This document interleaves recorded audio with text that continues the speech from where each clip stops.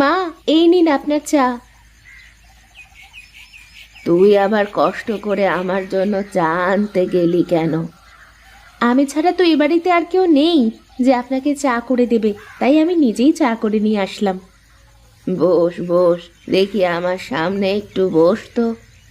শোন মা, এখন থেকে এ বাড়ি তোর, এই সংসারের সব দায়িত্ব এখন তোর। তার সাথে আমাকে আর আমার ছেলেকে ভালো রাখার দায়িত্বও কিন্তু তোর। আমাকে আশীর্বাদ করেন মা, আমি যেন এ বাড়ির মান সম্মান রক্ষা করতে পারি। আমি তো সব সময় তোদের জন্য আশীর্বাদ করি পাগলি। আজ থেকে তুই এ বাড়ির বউ না, তুই এ বাড়ির মেয়ে হয়ে থাকবি।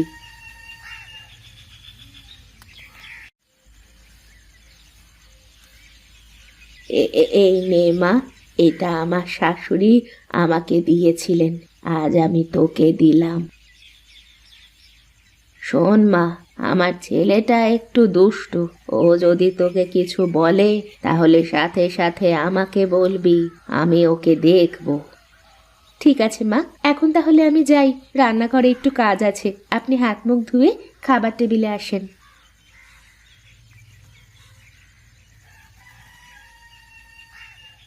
এই যে শুনছেন, ওঠেন, অনেক বেলা হয়ে গেছে। মা আপনার জন্য খাবার টেবিলে অপেক্ষা করতেছে। ওভাবে তাকিয়ে কি দেখেন? তোমাকে দেখি সখী, তোমার ওই মায়া ভরা মুখটা দেখি।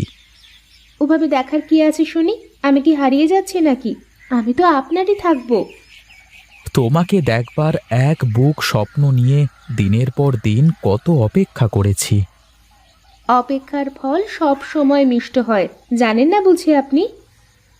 তা তো জানি, কিন্তু তুমি সেই কখন থেকে আপনি আপনি লাগিয়ে রেখেছ। আমাকে তুমি করে তো বলতে পারো। দু একদিনই কি সব হয় নাকি? একটু সময় তো দেবেন, আস্তে আস্তে সব ঠিক হয়ে যাবে।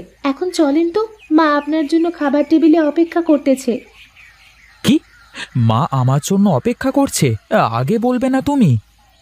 আমি তো বলেছি, আপনি যদি না শোনেন তাহলে আমি কি করব? যাও যাও, তুমি গিয়ে মাকে খেতে দাও। আমি মুখে এক ফোঁটা জল দিয়েই চলে আসছি।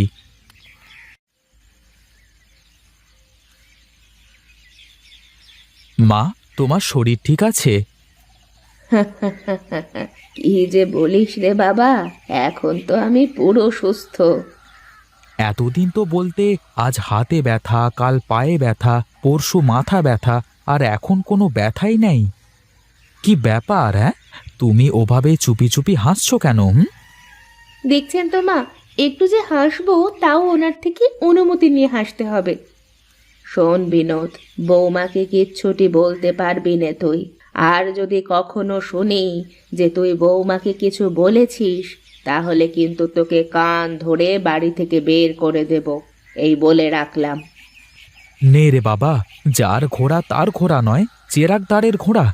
এতদিন ভাবতাম মা শুধু আমার একারই, এখন দেখছি নিজেই খাল কেটে কুমির এনেছি।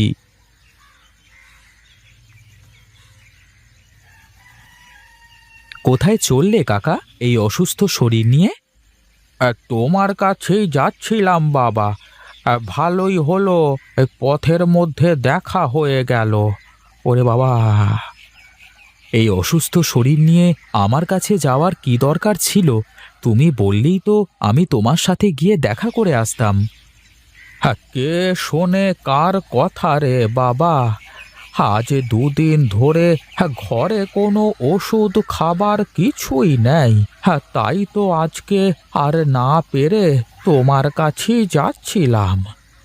তুমি কোনো চিন্তা করো না কাকা, তুমি বাড়িতে যাও। আমি ওবেলায় বাড়ি ফেরবার পথে তোমার ওষুধ আর খাবার দিয়ে আসবো। বেঁচে থাকো বাবা, বেঁচে থাকো। আশীর্বাদ করি তোমার ভারের ঘোড়া যেন সব সময় পূর্ণ থাকে।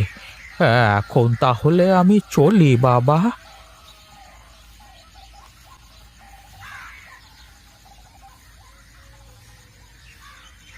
দাদা, তোমার সাথে কিছু কথা ছিল। আরে ভোলা, তুই তা বল, কি মনে করে এলি? এ পাশ দিয়েই যাচ্ছিলাম, তাই ভাবলাম তোমার সাথে দেখা করে যাই। বেশ করেছিস। বস বস, চাটা খাই। দুই ভাই বসে একটু গল্প গুজব করি। তারপর কি খবর বল দেখি? তোকে তো অনেকদিন দেখি না, কোথায় থাকিস এখন? বাবা মা মারা যাওয়ার পর নানা বাড়িতে চলে যাই। তারপর থেকে ওখানে থেকেই মানুষ হয়েছি। কিছুদিন হলো গ্রামে এসেছি। দাদা, এই যে আপনাদের চা। চায়েতে চিনি ঠিকঠাক আছে তো প্রতাপদা? এই এই সব তো ঠিকঠাকই দিতে বললাম দোকানদারকে। খেয়ে দেখেন কি পরিবেশ। আমি যাই, দেখি ওদিকটাতে সব ঠিকঠাক কাজ করছে নাকি। হ্যাঁ, প্রতাপদাকে তো চিনিস, খুব ভালো মানুষ। আমার আড়তের সব কাজ সেই দেখাশোনা করে। তারপর বল। ভাবছি এখন থেকে গ্রামেই থাকবো, কিন্তু কি যে করব কিছুই ভেবে পাচ্ছি না। তাই তো তোমার কাছে আসলাম। বেশ তো, তুই আমার আড়তে চলে আয়, কাল থেকেই কাজ শুরু কর। সত্যি বলছো দাদা? আমার কেমন বিশ্বাসই হতে চাচ্ছে না। তা থাকবি কোথায় এখন তুই? বাড়িতে কি ঘরবাড়ি সব ঠিকঠাক আছে নাকি? ঘরবাড়ি বলতে তো বাপের রেখে যাওয়া ওই কুঁড়ে ঘরটা। ঠিক আছে, তুই কাল থেকে কাজ শুরু কর, তারপর দেখা যাবে।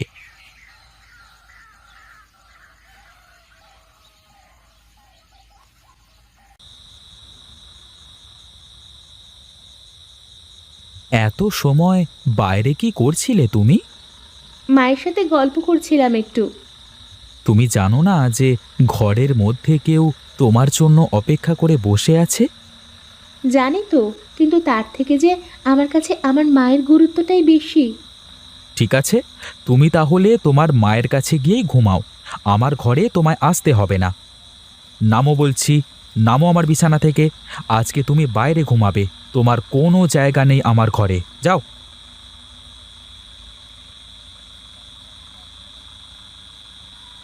কি বৌমা, কান্না করো কেন? তুই কি কিছু বলেছিস নাকি?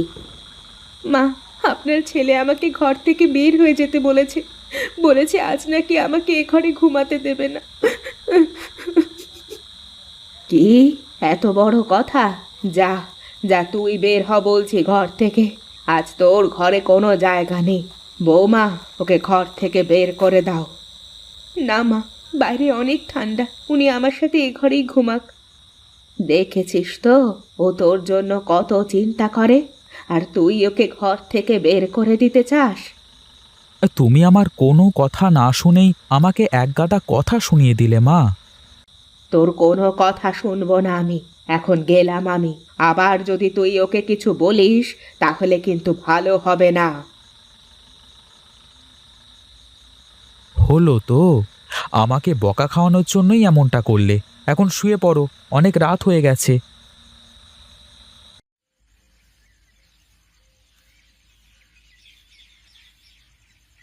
কি রে, তুই এখানে কি মনে করে? এ পাশ দিয়ে যাচ্ছিলাম, দেখলাম তুমি একা একা দাঁড়িয়ে আছো, তাই এখানে চলে এলাম। বেশ বেশ, তা কাজে যাবি তো আজকে থেকে? কাজে যাওয়ার জন্যই তো বেরিয়েছি। তা তুমি এখানে দাঁড়িয়ে কি করো?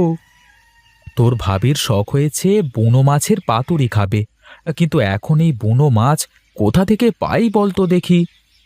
বুনো মাছ পেতে হলে তো খাল বিল সেচে মারতে হবে দাদা। এই পুকুরের পানিও তো প্রায় শুকিয়ে যাচ্ছে, তাহলে এই পুকুরটা সেচে ফেললে কেমন হয়? তা কথাটা মন্দ বলিসনি, কিন্তু কে সেচে মাছগুলো মারবে বলতো দেখি? কি যে বলো দাদা, তুমি খালি হুকুম দাও, তারপর দেখো কি হয়। ঠিক আছে, তাহলে তুই পুকুর সেচে মাছ ধরবার ব্যবস্থা কর। আমি এই যাব আর এই আসবো দাদা। আজকেই সেচে সব মাছ ধরে ফেলবো।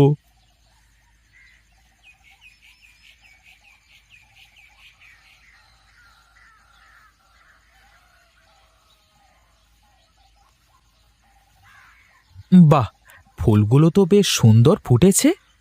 কার ফুল গাছ দেখতে হবে না, আর ঠিকঠাক যত্ন নিলে তো ফুল ভালো মতো ফুটবেই। হ্যাঁ তাই তো, ঝড়ে বক মরে ফকিরের কেরামতি বাড়ে। তুমি সব সময় আমাকে পচাতে চাও। যাও, তোমার সাথে আমার আড়ি। এখন থেকে আর তোমার সাথে কোনো কথাই বলবো না।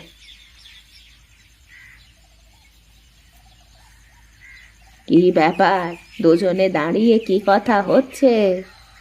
মা, আজকে পুকুর সেচ দিয়ে সব মাছ ধরা হবে। কে যেন বুনো মাছ খেতে দিয়েছে, তাকে বলে দিও তুমি। সত্যি বলছেন? পুকুর থেকে বুনো মাছ ধরা হবে আজকে? হ্যাঁ গো বউ, তুমি খেতে চেয়েছো আর আমি তা না করে পারি বলো? মা, আমরাও কিন্তু ওপরে দাঁড়িয়ে মাছ ধরা দেখবো তাহলে।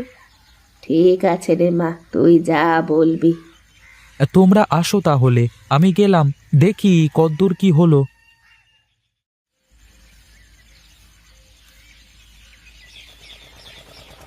কিরে ভোলা, আর কতক্ষণ সেচা লাগবে পানি? দাদা, দেখে তো পানি কমই মনে হচ্ছিল, কিন্তু এখন তো সেচে পানি ফোরানো যাচ্ছে না গো। আরে ফুরাবে ফুরাবে, আর তো বেশি পানি নেই। দাদা, এই পানি সব সেচে ফোরানো যাবে না। আর পানির মাছ কি সব সেচে মারা যায় নাকি? ঠিক আছে, তাহলে মাছ ধরা শুরু কর। আর একটু সেচতে হবে, তা না হলে এই পানিতে মাছ ধরা যাবে না। ঠিক আছে, তাহলে সেচতে থাক।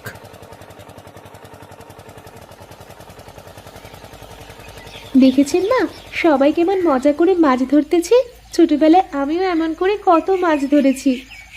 ছোটবেলার কথা কি আর ভোলা যায় রে মা? আমার তো মনে হচ্ছে আমিও সবার সাথে নেমে গিয়ে মাছ ধরতে শুরু করি। না না মা, ওই সব কাদা গায়ে লাগানোর কোনো দরকার নেই। শেষে যদি গায়ে ফোঁট টোট বের হয়, তখন আবার আরেক বিপদ হয়ে যাবে। এই যে গিন্নি, তোমার বুনো মাছ। এবার যে মাছ ইচ্ছে হয় সেই মাছ রান্না করে খাও। এত মাছ ও একা খাবে নাকি? আমি কি বলেছি ও একা খাবে? আর একা খেতেই দেবো নাকি? আমাদেরও খেতে ইচ্ছে হয় না বুঝি? আমার জন্য পুকুরে সেচ দিয়ে মাছ ধরা হলো, শুধু আমিই খাবো, অন্য কারোকে খেতে দেব না। ঠিক আছে, যা ইচ্ছে করো। আমি যাই, একটু হরিহর কাকার বাড়ি থেকে ঘুরে আসি, তাকে কয়েকটা মাছ দিয়ে আসি। ঠিক আছে, যা, কিন্তু তাড়াতাড়ি চলে আসিস। আমি আর বৌমা মিলে রান্না করে ফেলি।